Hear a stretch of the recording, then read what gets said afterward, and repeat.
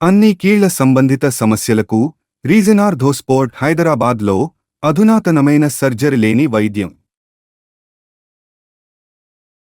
తెలంగాణ బీజేపీలో సమన్యాయం జరగడం లేదా? సూపర్ పవర్స్, రెగ్యులర్ పవర్స్ అంటూ వేర్వేరుగా నిర్ణయాలు జరుగుతున్నాయా? రాష్ట్రం మొత్తం జిల్లాల అధ్యక్షుల నియామకాలు పూర్తయినా సరే ఆ 2 జిల్లాల్లో మాత్రం ఎందుకు పెండింగ్ లో పెట్టారు? అక్కడ అడ్డుపడుతున్న బలమైన శక్తులేంటి? ఆ వ్యవహారం పార్టీలో అసంతృప్తికి ఆజ్యం పోస్తుందా? చూద్దాం. తెలంగాణ బీజేపీకి సంస్థాగతంగా 38 జిల్లాలు ఉన్నాయి.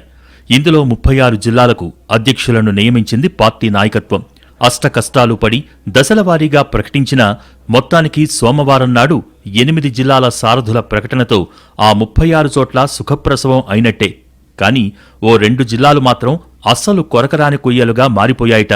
అది పార్టీ ముఖ్య నాయకుల ప్రాతినిధ్యం ఉన్నవి కావటంతో ఉత్కంఠ పెరుగుతోంది పార్టీ వర్గాల్లో.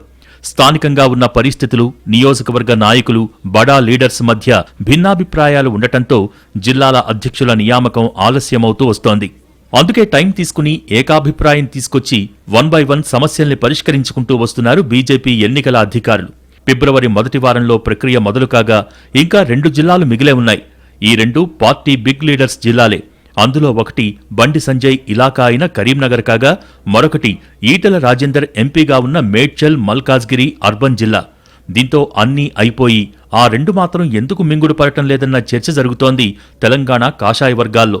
అందరికంటే ముందే ముగిసిపోవాల్సిన చోట్ల ఇప్పటికీ పెండింగ్లో ఉండటం ఏంటో అర్థం కావటం లేదన్నది పార్టీ నేతల మాట.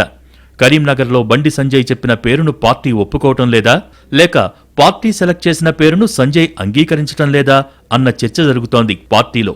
ఈ విషయంలో క్లారిటీ కోసం ప్రయత్నిస్తున్నా ఏం అంతు చిక్కటం లేదట పార్టీ నేతలకు.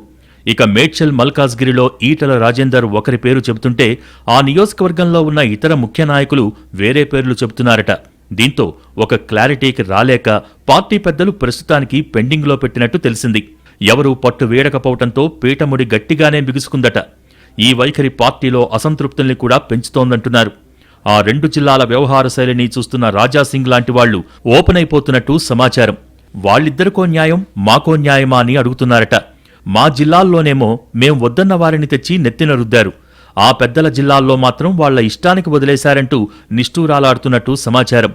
కొన్ని జిల్లాల్లో నాయకులు తమ పంతం నెగ్గించుకున్నారు. మరికొన్ని జిల్లాల్లో ఒకరిని ఫైనల్ చేసి చివరికి ఇంకొకరిని నియమించారు. ఈ పక్షపాత వైఖరేంటని అడుగుతున్నారట. ఇలా మొత్తంగా రకరకాల కోణాలలో పార్టీ సంస్థాగత ఎన్నికలకు సంబంధించి తెలంగాణ బీజేపీలో లొల్లి గట్టిగానే నడుస్తోందట.